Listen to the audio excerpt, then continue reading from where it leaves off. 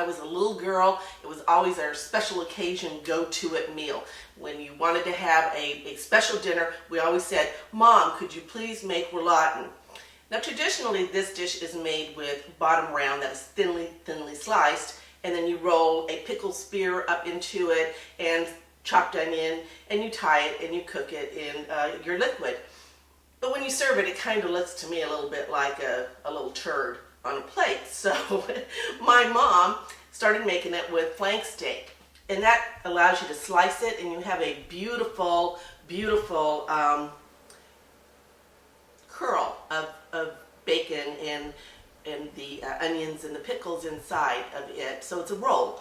It's got a beautiful roll to it. Now today we're going to make this in a pressure cooker, and I know that some of you are fearful of using your pressure cookers because you think that it's going to explode. But new modern technology for about the last 50 years has changed all that, so pressure cookers no longer explode. Let me show you some of my pressure cookers. I'm going to start with this pressure cooker here. This is one that I got at the LA County Fair about 30 years ago. It's a very heavy lid. It's got a permanent seal to it, and this is what you would call locking her down. So you just went like this until it got really a tight seal, and once it came up to pressure, this little guy here would start releasing the pressure and start spinning, and you could control your heat by how fast this was spinning. This version is more modern. I just got this a couple of days ago. Its seal is removable, so that will be easy to be replaced. It also has a little release, steam release right here for pressure release. So this ensures that the pot cannot possibly explode. It's got a little button here. When it comes to pressure, this pops up. That's how you know it's up to pressure. It's got two cooking. This one is 8 ppi. That's for cooking something softer like a fish or something that you don't need to have so much pressure on. Or 2, that goes up to 15 ppi. Once the food's done, you can either use the cold water release method, which you would use if you were cooking something delicate such as a fish, or use the automatic release, which is what I'm going to use for the rouladen. The other one, it's just a little bit smaller because I cook beans in this a lot. It also has the removable seal. It also has the button that will pop up. Both of these have a lock element to lock the lid on. This one only has one pressure. You simply line up the line to the line on the handle, turn, lock it, and it's ready to go. Today we're going to make our rouladen using flank steak, garlic, pickles, onions, bacon, everything goes better with bacon, salt, pepper, a little mustard, and we're going to add a little beef broth. We're going to make it in a pressure cooker. That's going to take a third of the time than it would normally take, and I'm going to show you why you should no longer fear your pressure cooker. Okay, to start our rouladen, we're going to take our flank steak, we're going to open it up. You can see how it just folds like that. And to this, we're going to add our salt,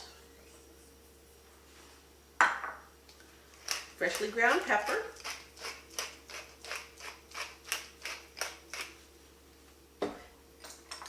then I'm going to take a clove of garlic, or possibly 2, depends on how well it covers the meat, and then I just squeeze it and I rub this on to the meat. That also helps the salt and pepper rub into the meat. I think I'm going to use 2 cloves of garlic for this one.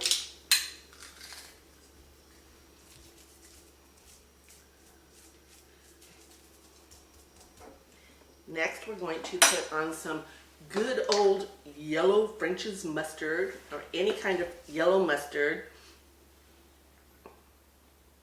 Mustard is a good tenderizer. It helps tenderize the meat as well as flavors it. Spread that on.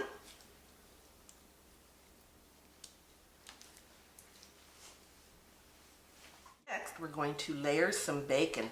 Because flank steak is so lean, the bacon is going to add not only flavor, but it's also going to add some fat to the meat. So about 4 slices of bacon. This is good thick applewood smoked bacon. Then on one side, we're going to add our onions.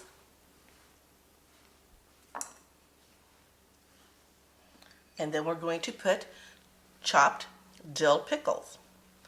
The dill pickles add a really, really unique flavor to this dish. Okay, now we're ready to roll our rouladen. This is why it's called rouladen. Roll it up nice and tight. Don't worry about it. Some of this stuff falls out of the sides. It will. But we're going to put some of this into the gravy anyway, so it will still have a lot of flavor. And we get a nice length of kitchen twine. And I know that a lot of chefs that are culinary trained chefs will have very fancy tying techniques. I don't. I pretty much slide this through the middle. Do a crisscross. Flip it. Tie it. Do a crisscross on this end. Flip it. Tie it. This is going to hold the stuff inside. And then I tie it on this end.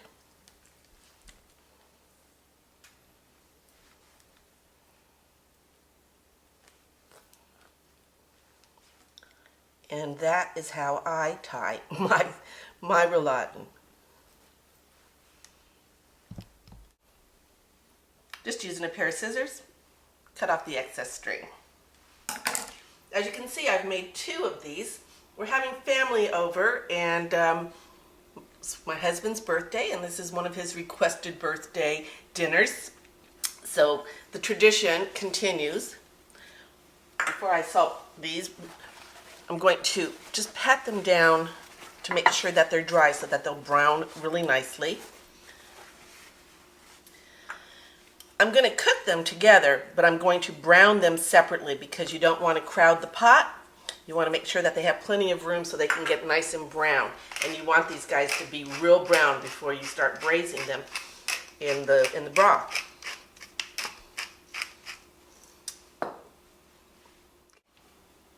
Okay, we have our pan set over a fairly high heat. We're going to add some olive oil, extra virgin olive oil. Let that heat up. And then I'm going to add our meat.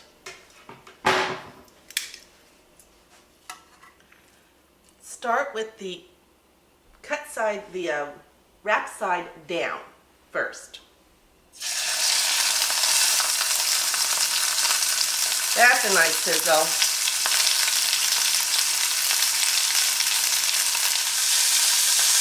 Okay, as you can see, cooking isn't always really a clean sport. Sometimes it gets a little dirty in the kitchen with the meat splattering, but you can't beat the smell.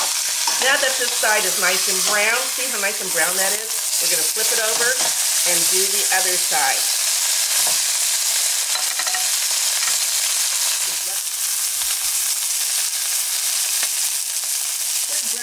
Okay, once the meat has been nicely browned, we're going to turn the gas down to low, and we're going to add the onions and all of the little pieces of everything that fell out of the meat when I was rolling it. This goes in here. And the pickles. And we're going to just saute this. Now, another advantage of cooking in a pressure cooker, aside from the time factor, which it takes about 1/3 of the time, this would normally in the oven take about 3 hours to cook to get nice and tender. It's going to only take an hour in the pressure cooker. And it's going to have more flavor and be moister because it's cooking under steam pressure, which forces the flavors and the moisture into the meat, so you won't have to worry about having a dried out piece of meat. It's going to stay very, very moist and flavorful. Okay, so we're sauteing the vegetables. I need a little bit more oil in here.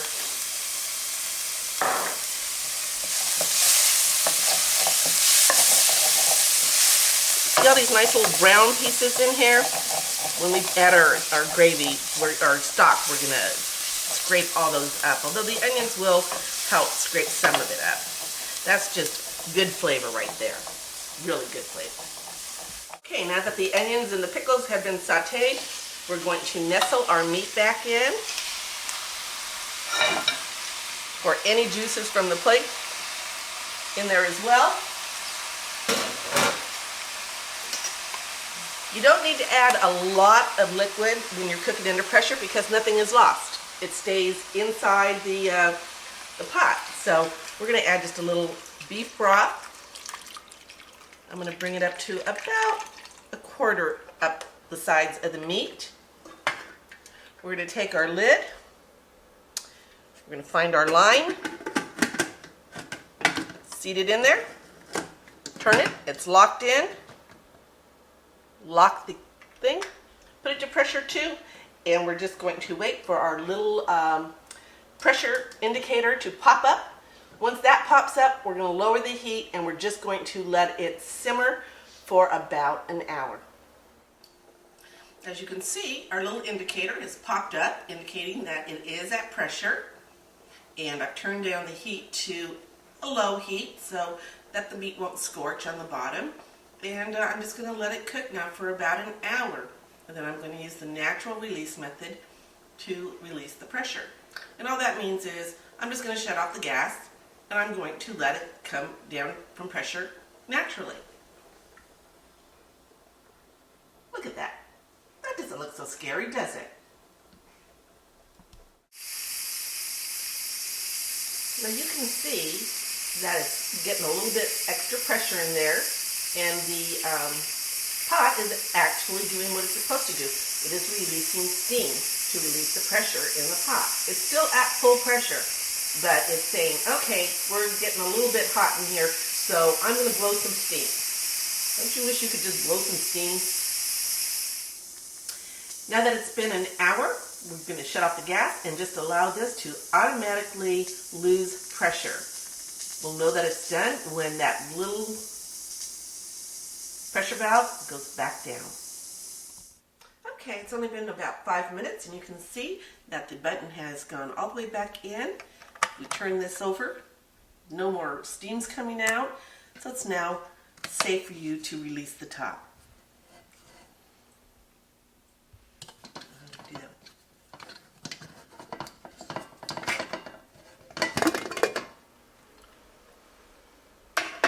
There is our cooked rouladen. Spätzle, green beans, and rouladen. Yummy! Lindy says, cheers!